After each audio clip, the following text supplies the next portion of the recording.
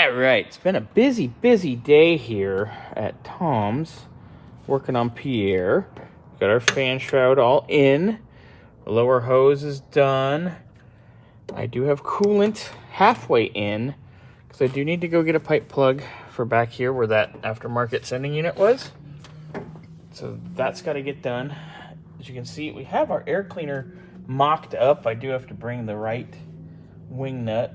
But we have all our hoses and our vacuum lines and all the vacuum stuff with the charcoal canister and everything is hooked up, ready to go.